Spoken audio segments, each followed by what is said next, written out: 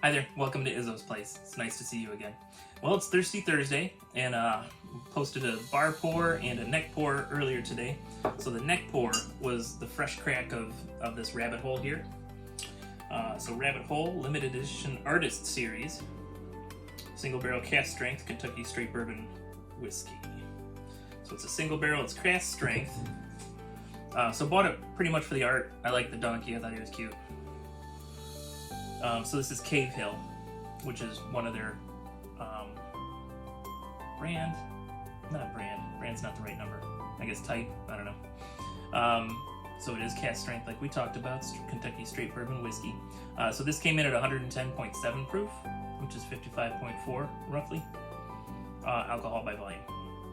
So this is their this is their 2022 release. This is bottle number 131 of 174. I can't read the signature of the artist that did it. Looks like Babcart. Yeah, I don't know. The illustration, A Midsummer Night's Dream. But not A Midsummer Night's Dram, which would be a fun whiskey to taste. And this was selected for or by OHLQ. It says no shortcuts, no compromise, nothing left to chance. I guess that's their phrase or something.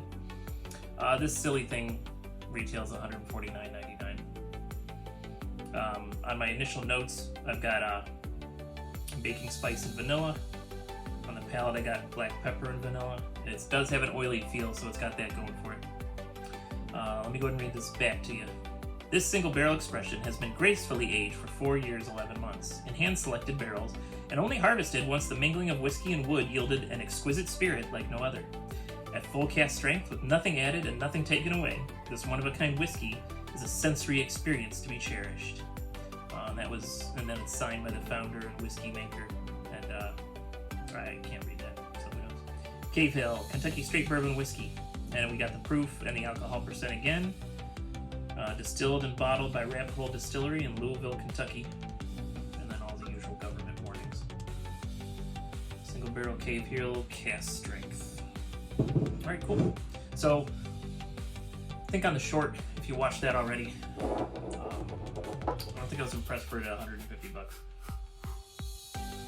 Definitely smells better than the neck pour though. So, I haven't drank a lot off it, but enough to get some air in there to let some oxidation happen. Like I try to do these reviews after it's just gone down past the label just a little bit.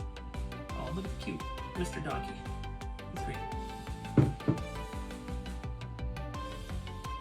Yeah, so I got the baking spices in there. Getting better with baking spices. I've got cloves and nutmeg in here. Ooh, that's kind of nice. Vanilla, oak. So I'm kind of agreeing with my initial tastings, or my initial nosing rather. Still not sure. I'll let you know if I think it's worth that price point or not. All right, let's go ahead and take a sip.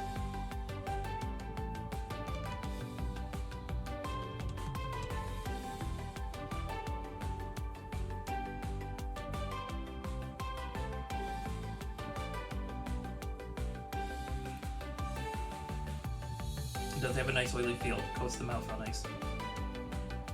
Got a little bit of a hug there at that 110 proof.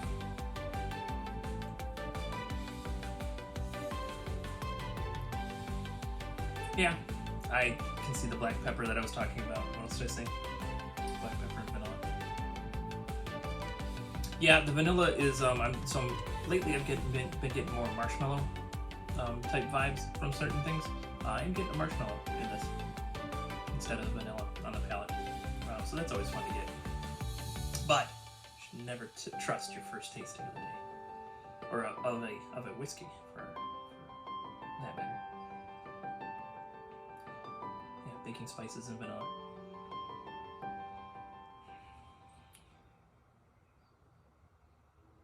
It's pretty fantastic nose, I will say. It does smell like a $150 nose. Kind of surprised to say that after past experience with it. On this going back into it, getting more of the vanilla than the baking spices. The baking spices seem to be a little more muted. It seems like the sweet is coming out a little more.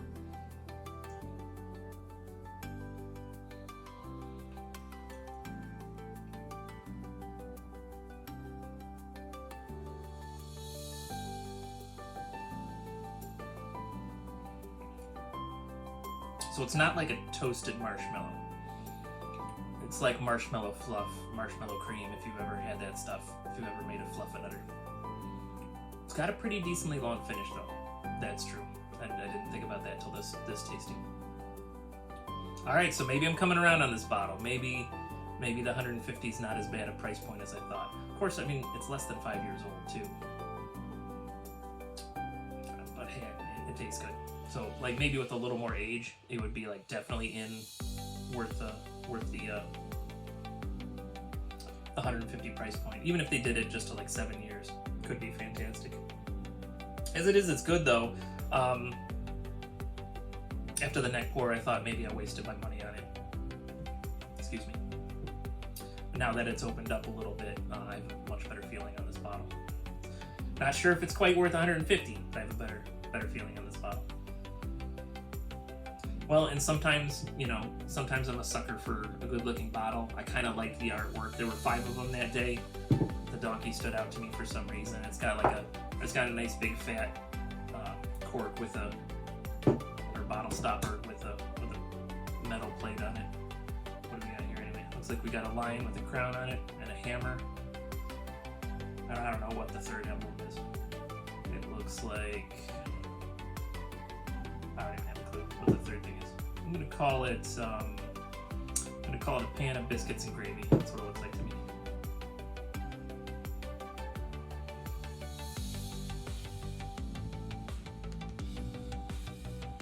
Oh, what am I thinking? I should have done the blue spot today. The blue spot review. You know what? Maybe tonight I'll come back and do a couple more reviews for future reviews. Okay, going in for like kind of my third nosing.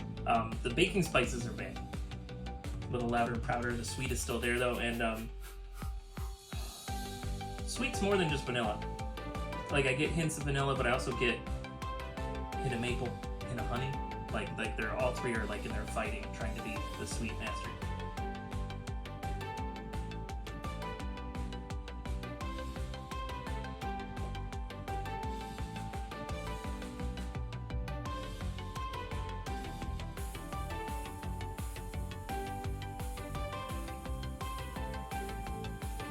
I'm coming around on this. I don't know if I'd buy a second one, but I've now gotten to the point where I'm not disappointed that I spent $150 on this, plus tax. So I've come around on this rabbit hole Derringer. Or no, it's not the Derringer, the Cave Hill Cask strength. Coming around on it.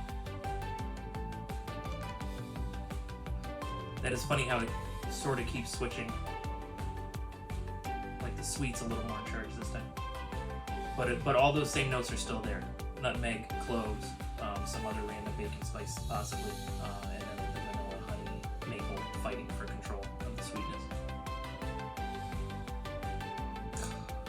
Oh, for some reason my watches will give me weather reports for everywhere except where I'm at. I just got a report for Naples, and I'm in Ohio.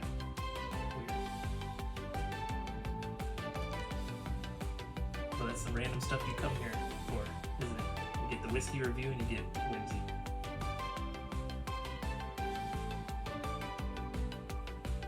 That's a lot nicer than I remember. Yeah, this rabbit hole's winning me over. Oh, and I apologize if the sound isn't great. I need to get microphones for up here in the north too. I got them down south now for my phone and my iPad, but I need to get them for up here. And then we're eventually going to work on the camera and the lighting eventually too. We'll be working on that. Okay, I'm more excited about this than I thought I was going to be.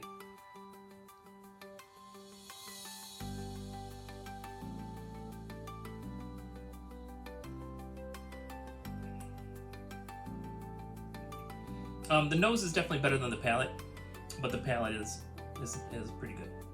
It's pretty good. I would say combined with the So the artwork, so I get a little bit of artwork that I enjoy. The nose is fantastic. The palette is acceptable at $150.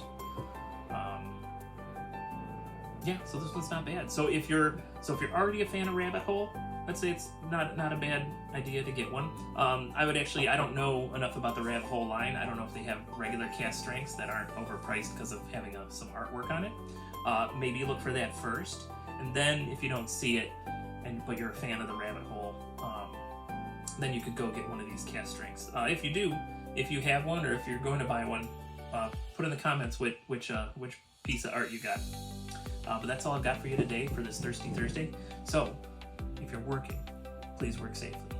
If you're drinking whiskey, please drink responsibly. But do everything with a little bit of whimsy, and you're going to have a good time. Thanks for being here, and I'll see you next time you're hanging out at Izzo's place.